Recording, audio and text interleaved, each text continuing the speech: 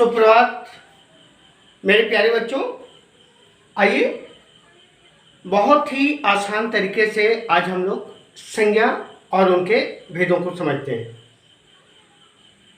संज्ञा किसी व्यक्ति, वस्तु, स्थान या भाव के नाम को संज्ञा कहते हैं। ये एक परिभाषा आपको याद रखनी है। किसी व्यक्ति, नहीं तो चार शब्द याद रखिए आप। किसी व्यक्ति, वस्तु, स्थान या भाव के नाम को संज्ञा कहते हैं।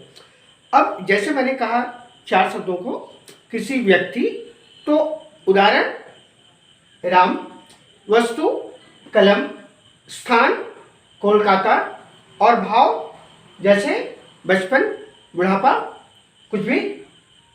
तो बच्चों संज्ञा के 5 भेद होते हैं। पहला जातिवाचक संज्ञा। अब आपको परिभाषा याद नहीं रखनी है, आप थोड़ा गौर से सुनिए 5 मिनट मुझे। अब किसी भी भेद की परिभाषा को देते समय शुरुआत कीजिए इस तरह से, जिस संज्ञा शब्द से पूरी जाति का बोध हो उसे जातिवाचक संज्ञा कहते हैं। जैसे लड़का कहने का मतलब ये हुआ कि दुनिया में जितना भी लड़का है सबका बोध हो गया। उसी तरह से पीपल, जितना पीपल है दुनिया में सबका ही बोध होता है। जानवर, लड़की, कलम कहने से जितने जानवर दुनिया में हैं सबका ही बोध होता है, यानी उसकी पूरी जाति का बोध हो गया। ठीक है, इसीलिए इसका नाम है जातिवाचक संज्ञा।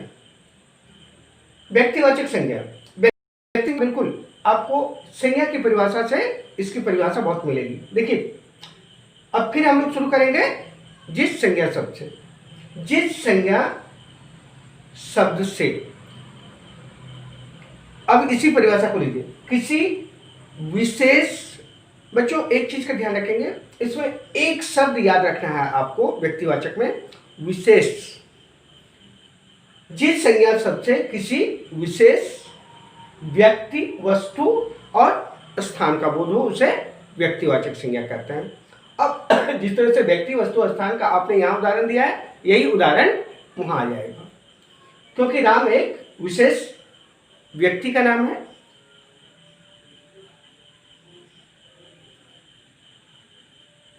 अब जैसे यहां था पीपल, तो अब बोधि वृक्ष कहेंगे तो ये एक विशेष पीपल का नाम हो गया। जानवर कहेंगे तो ये हाथी जो है विशेष जानवर का नाम हो गया। लड़की सीता एक विशेष व्यक्ति का नाम हो गया। कलम पेंटोनिक कलम, ठीक है, कलम जहां जातिवाचक है वहीं पेंटोनिक कलम जो है व्यक्तिवाचक संज्ञा हो गया। स्थान, ये पटना एक विशेष स्थान का नाम। तीसरा भाववाचक संज्ञा, फिर उसी तरह से शुरू कीजिए। जिस संज्ञा शब्द से किसी व्यक्ति, वस्तु के भाव और भाव के साथ जो है दशा, स्थिति, और 2 शब्दों को जोड़ दीजिए। जिस संज्ञा शब्द से किसी व्यक्ति या वस्तु के भाव का पता चले, या तो फिर इस तरह से आप कहिए, जिस संज्ञा शब्द से किसी व्यक्ति या वस्तु के भाव, दशा, स्थिति का बोध हो उसे हम भाववाचक संज्ञा कहते हैं।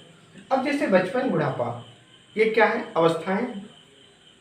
हरियाली, सच्चाई, ये गरीबी क्या है? दशा है, स्थिति है किसी व्यक्ति की। ठीक है, तो अब द्रव्यवाचक संज्ञा। देखिए बच्चों, पहले जो है संज्ञा के आपने कहीं कहीं 3 भेद पढ़ा होगा। तो ये द्रव्यवाचक संज्ञा और समूहवाचक संज्ञा आपको किसी किसी किताब में जातिवाचक संज्ञा के अंतर्गत लिखे हुए मिल जाएंगे, लेकिन हम यहाँ इसे अलग कर देते हैं और इसे अलग से समझने का प्रयास करते हैं। द्रव्यवाचक संज्ञा चौथा। फिर उसी तरह से हम शुरू करें, जिस संज्ञा शब्द से किसी द्रव्य का बोध हो उसे हम द्रव्यवाचक संज्ञा कहते हैं। जैसे देखिए तेल, पीतल, सोना, चांदी, लोहा, ये सारे के सारे द्रव्य हैं। समूहवाचक संज्ञा, जिस संज्ञा शब्द से किसी समूह का बोध हो उसे समूहवाचक संज्ञा कहते हैं। जैसे भीड़, सभा, कक्षा, ये सारे ऐसे शब्द हैं। कक्षा कहने से बच्चों का, विद्यार्थियों का एक समूह का बोध होता है। भीड़ कहने से बहुत सारे लोगों का एक समूह का बोध होता है। सेना कहने से बहुत सारे सैनिक वहां एक साथ जो है होने का बोध होता है।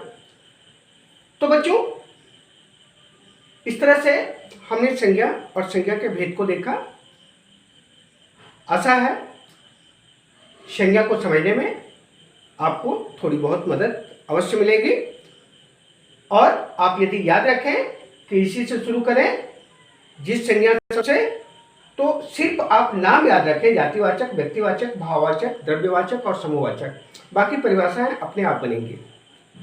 ठीक है। जिस संज्ञा सबसे पूरी जाति का बोध हो, जातिवाचक। जिस संज्ञा सबसे किसी विशेष व्यक्ति वस्तु का स्थान का बोध हो, व्यक्तिवाचक। जिस संज्ञा सबसे किसी व्यक्ति वस्तु के भाव, अवस्था आदि का बोध हो, उसे भाववाचक। जिस संज्ञा सबसे किसी द्रव्य का बोध हो, उसे द्रव्यवाचक।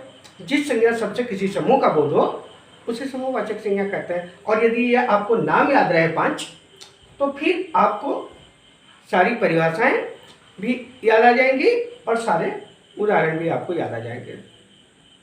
ठीक है बच्चों, बहुत बहुत धन्यवाद।